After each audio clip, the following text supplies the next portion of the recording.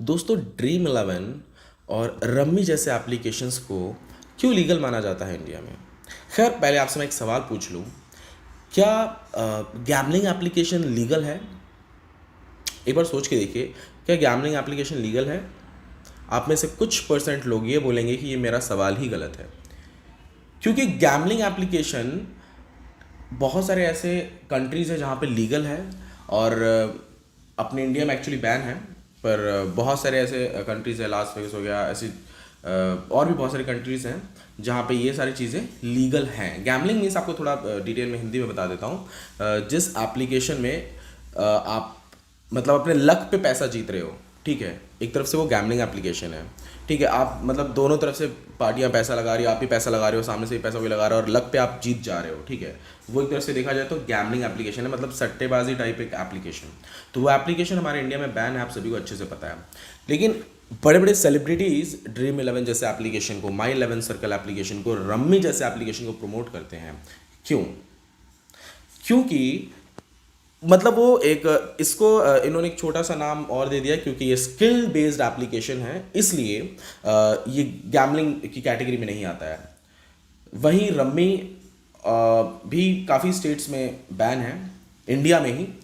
तीन पत्ती और लूडो है तो ये भी इन्हीं कैटेगरीज के गेम, लेकिन ये आप खेल नहीं सकते, आप इन्हें प्रमोट नहीं कर सकते हो। इसका ये एप्लीकेशन जो है, मतलब प्रमोट आप कर सकते हो यूट्यूबर्स के थ्रू, आप अपने थोड़े लॉजिक को यूज़ करके थोड़ा प्रमोट कर सकते हो उसको, लेकिन गूगल एडवर्ड वगैरह पे ये प्रमोट नहीं होते हैं। उसमें आपको बहुत लॉजिक लगाना पड़ेगा, क्या क्या करना पड़ेगा उसमें, लेकिन जल्दी ये गूगल एडवर्ड पे प्रमोट नहीं होते हैं। एक तो लूडो, दूसरा तीन पत्ती। तो ये क्योंकि ये बिल्कुल गैम्बलिंग से ये सामने सामने दिख जा रही है, यहाँ पे लक पे आपका सब कुछ चल रहा है। और रम्मी में क्या होता है, स्किल बेस्ड। ये मतलब एक्चुअल में तो है तो गैम्बलिंग ही, बट क्योंकि अब बिजनेस करना है तो इसको थोड़ा सा नाम दे दिया है स्किल बेस्ड एप्लीकेशन, इसलिए, या फिर स्किल बेस्ड गेम है ये, इसलिए ये गैम्बलिंग की कैटेगरी में नहीं आता है। क्योंकि इसके पीछे एक और छोटा सा रीजन है, आप सभी को पता होगा, कौन बनेगा करोड़पति हम सभी देखते हैं। अगर तो ये गैम्बलिंग में आ जाते तो कौन बनेगा करोड़पति, वो भी गैम्बलिंग ही एक एप्लीकेशन है। आप वहां पे सवालों के जवाब दे रहे हो और आपको 1 करोड़ रुपए मिल जा रहे हैं, एक तरह से देखा जाए तो वो भी गैम्बलिंग की कैटेगरी में ही आता है, ठीक है। लेकिन वहां पे क्योंकि आपकी बुद्धि बल का यूज हो रहा है, इसलिए उसको थोड़ा सा घुमा दिया गया है और उसे skill based application, skill based show बोलते हैं। तो वहां पे आप जीत जाते हो। सेम चीज़ों को, वही एक छोटे से वर्ड को यहाँ यूज़ कर लिया गया है ड्रीम इलेवन में और रम्मी में, ये दोनों में ही यूज़ कर लिया गया है, जिसकी वजह से इसको भी स्किल बेस्ड एप्लीकेशन बोला जाता है। स्किल बेस्ड एप्लीकेशन का मतलब दोस्तों, जहां पे आप अपनी बुद्धि शक्ति का यूज़ कर रहे हो जिस गेम को खेलने के लिए, उस गेम को गैम्बलिंग कैटेगरी में नहीं माना जाता है। अभी तक इंडिया लॉ में तो उसे गैम्बलिंग कैटेगरी में नहीं माना जाता है, और ऑब्वियसली नहीं माना जाएगा क्योंकि आपका वहाँ पे दिमाग ज़्यादा यूज़ हो रहा है। लेकिन अब क्वेश्चन ये है कि इन सभी, वैसे देखा जाए तो गूगल प्ले स्टोर पर अगर आप जाओगे तो ये किसी भी कैटेगरी का कोई भी गेम आपको नहीं मिलेगा। इवन कौन बनेगा करोड़पति के जो क्वेश्चंस आते हैं वहां पे भी आप पॉइंट्स तो मिल जाएंगे, लेकिन रियल मनी नहीं मिलेगा। और रियल मनी वाले एप्लीकेशंस इंडिया में बैन है, इसलिए गूगल प्ले पे भी वो नहीं दिखते हैं, ठीक है। मतलब क्योंकि वो गूगल प्ले की पॉलिसीज को वायलेट करते हैं, तो इसलिए अब उनकी खुद की वेबसाइट्स होती हैं।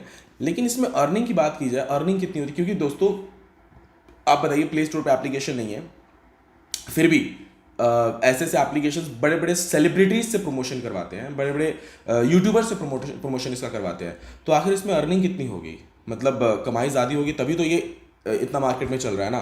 ये ड्रीम इलेवन, माई इलेवन सर्कल, ड्रीम इलेवन तो आपने पता होगा आईपीएल में कितनी बार ऐड देखा होगा, इवन लोगो वगैरह हर जगह, मतलब पहले तो आईपीएल वीवो आता था, वहाँ पे ड्रीम इलेवन लिख दिया था। इतना प्रमोशन, इतना ज़्यादा पैसा इन्वेस्टमेंट सिर्फ प्रमोशन में, इसका मतलब ये है कि अर्निंग बहुत ज़्यादा होगी, ठीक है।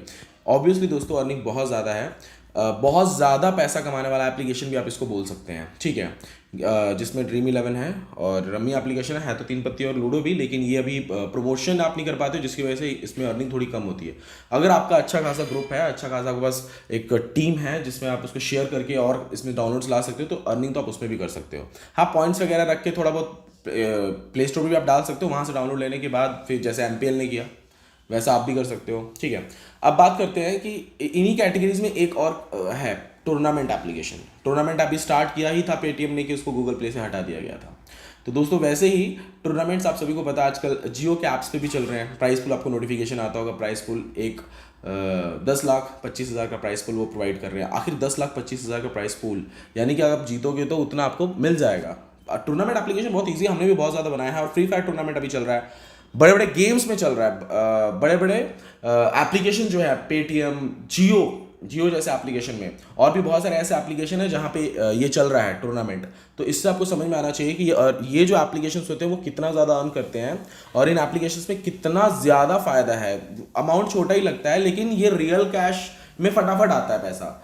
एक तरफ से देखा जाए तो दोस्तों एक और छोटा सा एग्जांपल देके बताता हूँ, थोड़ा आपका दिमाग खुल जाएगा कि अर्निंग क्यों इसमें ज़्यादा है। अगर आप कसिनो में गए होंगे, कसिनो में जो भी पैसा लगा के खेला जाता है सामने वाला या उसके, अगर मैं भी जा रहा हूँ कसिनो में, मेरे सामने वाला खेल रहा है, तो आपको क्या लगता है कौन जीतेगा? आप बोलोगे जिसका लक अच्छा होगा वो जीतेगा। यू आर रॉन्ग, ऐसा नहीं होता है। दोनों ही पार्टी में से पैसा हाउस के पास जाता है, यानी कि जो कसिनो का मालिक होता है उसके पास ही ज़्यादा पैसा जाता है।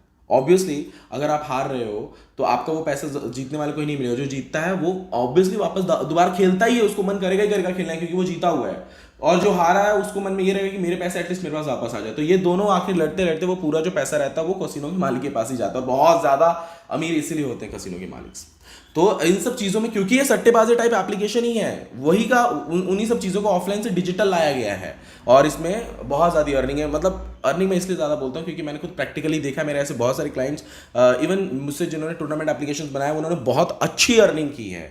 मतलब एक ये मैं कह सकता हूँ कि अभी मैं इस फील्ड में हूँ तो मुझे इन सब चीज़ों का नॉलेज है, इसलिए मैं आपको बता रहा हूँ कि इसमें अर्निंग टूर्नामेंट्स एप्लीकेशंस में, क्योंकि सबके एडमिन पैनल्स वगैरह मेरे पास रहते हैं, क्योंकि मैनेजमेंट हमारा एएमसी हमारे पास होता है, तो अच्छी खासी लेवल पे अर्निंग है।